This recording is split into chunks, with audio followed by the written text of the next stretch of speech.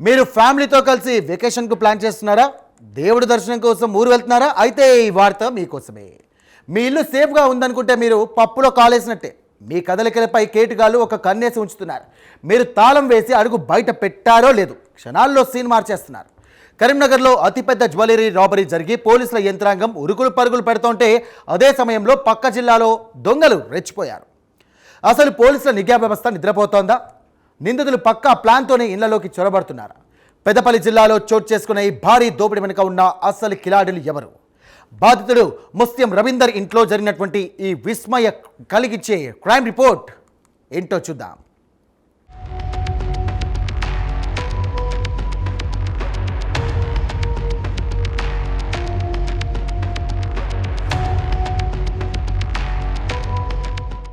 పెద్దపల్లి పట్టణం ఒక్కసారిగా ఉలిక్కిపడింది.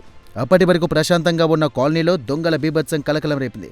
మత్స్యం రవీందర్ అనే సామాన్య వ్యక్తి కుటుంబం భక్తిభావంతో తిరుమల వెంకటేశ్వర స్వామి దర్శనం కోసం మే 10వ తేదీన పయనమైంది. ఇల్లు జాగ్రత్త అని తాళాలు వేసి వెళ్లిన ఆ కుటుంబం 12వ తేదీ అర్ధరాత్రి తిరిగి వచ్చేసరికి గుండె పగిలే దృశ్యం కనిపించింది. ఇంటి మెయిన్ డోర్ తాళాలు పగలగొట్టి ఉండడం చూసి వారు నిర్ఘాంతపోయారు. ఇక లోపలికి వెళ్లి చూసేసరికి పరిస్థితి బీభత్సంగా ఉంది. అప్పటి వరకు నీట్గా ఉన్న ఇల్లు దొంగల దాడిలో చిందరవందరగా మారింది. కుటుంబ సభ్యుల కళ్ళల్లో నీళ్లు తిరిగాయి. ఇక దేవుణ్ణి దర్శించుకొని వచ్చిన సంతోషం కాస్త నిమిషాల్లో ఆవిరైపోయింది. కేటుగాళ్లు తమ పనిని ఎంత పక్కాగా ముగించారో ఆ సీన్ చూస్తుంటేనే అర్థమవుతోంది.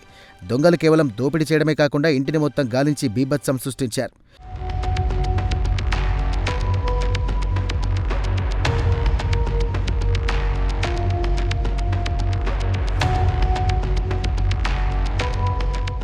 ఇక దొంగల మాండీస్ ఆపరెండి చూస్తుంటే వారు పక్కా ప్రొఫెషనల్స్ అని స్పష్టమవుతోంది. బీరువాలో ఉన్న బట్టలను నేలపాలు చేసి ప్రతి మూలను క్షుణ్ణంగా సెర్చ్ చేశారు. ఎక్కడ బంగారం ఉంటుంది, ఎక్కడ నగదు దొరుకుతుందో అన్నట్లుగా ప్రతి అంగుళాన్ని కూడా వెతికారు. ఈ దోపిడీలో సుమారు 4 కిలోల వెండి సామాగ్రి మాయమైంది. దేవుడి పూజకు వాడే వెండి పాత్రలతో పాటు 1 తులం బంగారం, 40,000 రూపాయల హార్డ్ క్యాష్ను కేటుగాళ్లు ఎత్తుకెళ్లారు. మొత్తం 6 లక్షల రూపాయల వరకు ఆస్తి నష్టం జరిగినట్టుగా బాధితుడు కన్నీరు మున్నీరవుతున్నాడు. తమ కష్టార్జితం ఇలా దొంగల పాలవడం వారు తట్టుకోలేకపోతున్నారు. తాళం వేసి ఉన్న ఇంటిని టార్గెట్ చేయడం లోకల్ గ్యాంగ్స్ పనేనా లేక అంతర్రాష్ట్ర దొంగల ప్లానా అన్న కోణంలో అనుమానాలు వ్యక్తమవుతున్నాయి. రాత్రి వేళలో పెట్రోలింగ్ నిరంతరం జరుగుతుందని పోలీసులు చెబుతున్నా ఇలాంటి ఘటనలు జరగడం సామాన్యులకు భయాందోళనకు గురిచేస్తోంది. ఆదివారం రాత్రి 7:30 గంటలకు తిరుపతికి వెళ్ళిపోయినాం. మంగళవారం నైట్ 1:15 వచ్చినాం. వచ్చి చూసేసరికి డోర్లు మొత్తం ఓపెన్ చేసి మొత్తం వస్తువులన్నీ చిందరవందర చేసి వెండి సామాగ్రి, పూజ సామాగ్రి, నగదు రూపాయలు, బంగారం అన్నీ తీసుకెళ్ళినట్టున్నారు. ఎక్కడెక్కడ అన్ని బట్టలన్నీ సరి చిందరవందరం చేసి ఉన్నారు. సుమారు 4 కిలోల వెండి వస్తువులు, దేవుని వస్తువులు, 1 తులం బంగారం, 40,000 రూపాయలు క్యాష్.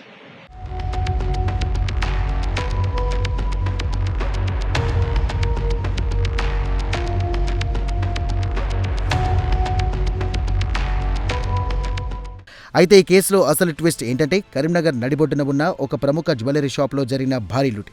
ఆ ఘటనతో ఉమ్మడి జిల్లా పోలీసులు హై అలర్ట్లో ఉన్నారు. ఇక నిందితులను పట్టుకోవడానికి సరిహద్దుల వెంట చెక్ పోస్టులు ఏర్పాటు చేసి గాలిస్తా ఉన్నారు. ఇంతటి నిఘా మధ్య పక్కనే ఉన్న పెద్దపల్లి జిల్లాలో దొంగలు పంజా విసరడం పోలీసుల వైఫల్యానికి అద్దం పడుతోంది.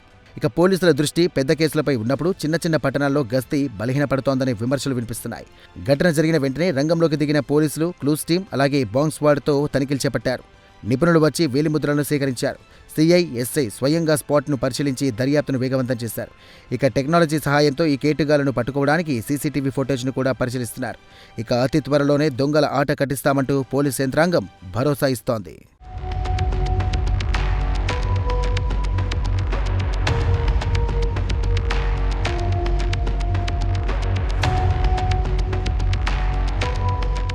చూసారుగా దొంగలు ఎంత తెలివిగా వ్యవహరిస్తున్నారో. పోలీసుల కళ్ళు గప్పి మరీ దోపిడీలకు పాల్పడుతున్నారు. ఇకనైనా అక్రమార్కులు తెలుసుకోవాలి, చట్టం కళ్ళు కప్పడం అంత సులభం కాదు. మీరు చేసే ప్రతి నేరం మిమ్మల్ని జైలు ఊచలు వెనక్కి నెడుతోంది. అదే సమయంలో ప్రజలు కూడా అప్రమత్తంగా ఉండాలి.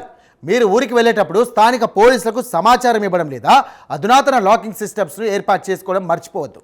మీ అప్రమత్తతే మీ ఆస్తికి రక్షణ.